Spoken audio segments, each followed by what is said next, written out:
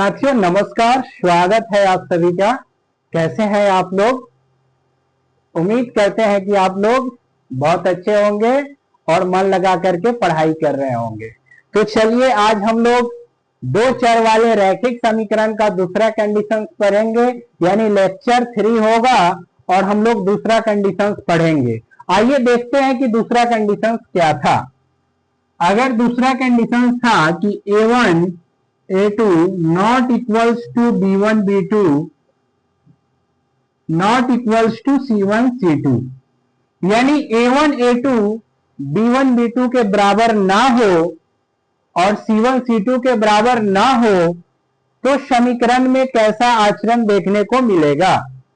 तो साथियों, जब A1 A2 B1 B2 के इक्वल नहीं हो तो समीकरण में क्या क्या देखने को मिलेगा। सबसे पहले तो देखने को मिलेगा कि इसका आलेख प्रतिच्छेदी होगा, यानी प्रतिच्छेदी कहने का मतलब है कि आलेख एक दूसरे को कटिंग करेगा किसी न किसी पॉइंट पे। ये प्रतिच्छेदी पॉइंट है। क्या है? प्रतिच्छेदी पॉइंट है, यानी आलेख एक दूसरे को किसी न किसी पॉइंट पे क्या करेगा? प्रतिच्छेद करेगा, यानी एक दूसरे को कटिंग करेगा। समझ गए? तो अब आइए सेकेंड पॉइंट क्या है कि इसका एक हल होगा। इसका मात्र कितना हल होगा? यानी एक हल होगा। x का वैल्यू निकालेंगे तो कुछ आएगा और y का वैल्यू निकालेंगे तो कुछ आएगा। मात्र एक ही हल होगा, इसका दूसरा हल नहीं हो सकता है। इसका कितना हल होगा? तो इसका एक हल होगा। तीसरा कंडीशन क्या बनता है कि यह संगत होगा। क्या होगा? यह समीकरण संगत होगा। क्या होगा? संगत होगा। और चौथा कंडीशन क्या बनता है कि यह अविरोधी होगा, यानी कहने का मतलब है कि अविरोधी, यानी किसी से विरोध ही नहीं करेगा, अविरोधी होगा। इसलिए अविरोधी होगा कि ये तो खुद एक ही मान लेकर के आया है। x और y का जो दो चर होंगे हमारे इक्वेशंस में, उस इक्वेशंस में ये एक ही वैल्यू लेकर के बैठा रहेगा। तो किसी के पास अगर एक वैल्यू हो तो क्या वो किसी दूसरे का विरोध करेगा? कभी नहीं करेगा। क्या होगा? अविरोधी होगा। अविरोधी कहने का मतलब हुआ कि वो किसी का विरोध नहीं करेगा, यथावत अपने स्थिति में बना रहेगा। तो साथियों, यहां से तो ये तीन कंडीशंस है, चार कंडीशंस है। यहां से क्वेश्चन पूछा जाएगा कि बताओ A1 A2 B1 B2 अगर इक्वल नहीं है तो आलेख कैसा होगा। तो सबसे पहला ऑब्जेक्टिव है कि आलेख प्रतिच्छेदी होगा। फिर पूछा जाएगा कि इसका हल कितना होगा, तो एक हल होगा। फिर आपसे पूछा जाएगा ये समीकरण कैसी होगी, तो संगत होगी और अविरोधी होगी। संगत होगी और अविरोधी होगी। अब उम्मीद लगाते हैं कि आप लोग अच्छे से समझे होंगे। मेरा मानना है कि साथियों, सारे सब्जेक्ट को इस ढंग से पढ़िए कि फिर दोबारा आपको पढ़ने की जरूरत ना हो। रिवीजन करते समय सारी बातें याद आ जाए और 2027 के बिहार बोर्ड में गर्दा गर्दा उड़ा दे, तहलका मचा दे। समझे? तो आइए हम लोग देखते हैं इससे एक क्वेश्चन और फिर इसके आलेख को देखेंगे कि इसका आलेख कैसा बनेगा। तो एक क्वेश्चन हम लोग देखते हैं।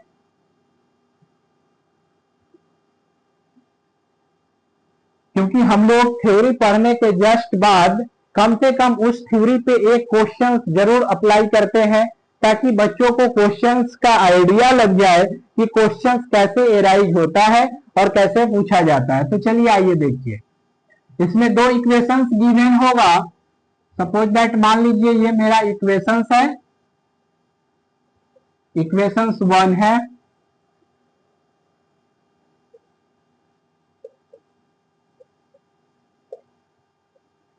ये इक्वेशन 2 है। तो सबसे पहले साथियों A1 का वैल्यू फाइंड कर ले। तो A1 का वैल्यू आपको इक्वेशन 2 से मिलेगा। जो x का कोफिशिएंट होगा, गुणज होगा, वही A1 का वैल्यू होता है। B1 का वैल्यू आपको y का क्या होगा? गुणज होगा। y का गुणज 3 है तो 3 होगा B1 का वैल्यू। और C1 का वैल्यू इक्वेशन 1 का जो कांस्टेंट टर्म होगा वो होगा। तो A1 B1 C1 का वैल्यू फाइंड कर लिया हम लोगों ने। अब क्या काम करेंगे? A2 का वैल्यू फाइंड करेंगे। B2 और C2। इतना काम करने के बाद हम लोग A1 अपॉन A2 निकालेंगे, तो 2/3 आया। B1 अपॉन B2 निकालेंगे जो कि 3/5 आया। उसके बाद C1 अपॉन C2 निकालेंगे जो कि 5/10 यानी कट करके 1/2 आया। अब देखिए साथियों कि A1 A2 और B1 B2 और C1 C2 क्या आप एक दूसरे में ये इक्वल है? नहीं है। तो ये एक दूसरे में बराबर नहीं है, तो क्या लिखेंगे? A1 A2 not equals to B1 B2 not equals to C1 C2।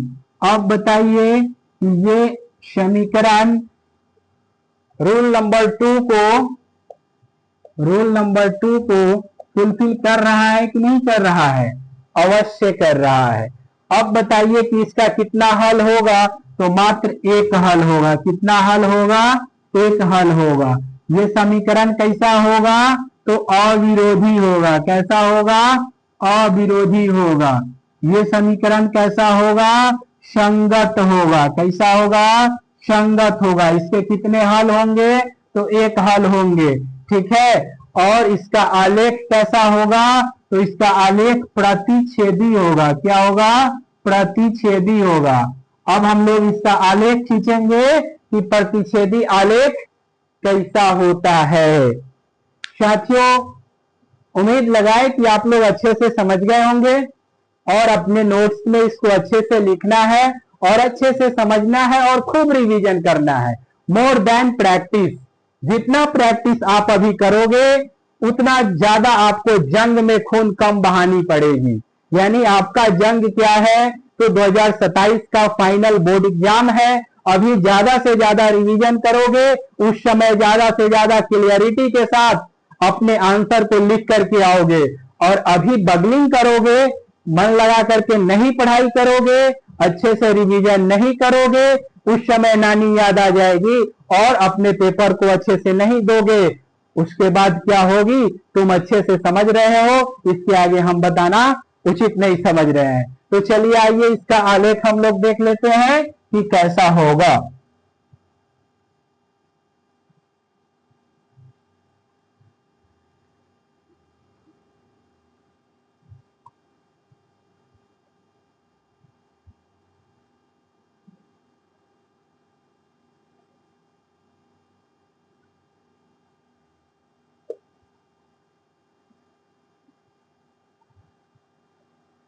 देखिए, ये एक्स एक्सिस है और ये वाई एक्सिस है। क्या है? वाई एक्सिस है।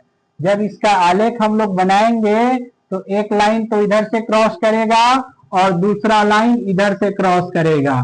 तो देखिए, आलेख जितने पॉइंट पे क्रॉस करेगा उतना हल होगा। एक ही पॉइंट पे क्रॉस कर रहा है इसलिए एक हल होगा। क्या होगा?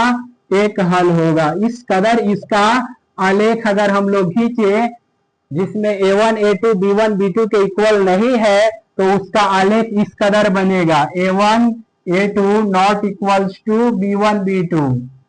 जब इस कदर इसका आलेख बनेगा तो आलेख कहीं ना कहीं एक बिंदु पे इंटरसेक्ट करेगा। यानी इंटरसेक्ट कहने का मतलब हुआ कि एक दूसरे को प्रतिच्छेद करेगा, यानी एक दूसरे को काटेगा। तो किसी एक पॉइंट पे काटेगा, इसलिए कहा गया है कि इसमें कितने हल होंगे? एक ही हल होंगे। कितने हल होंगे? एक ही हल होंगे।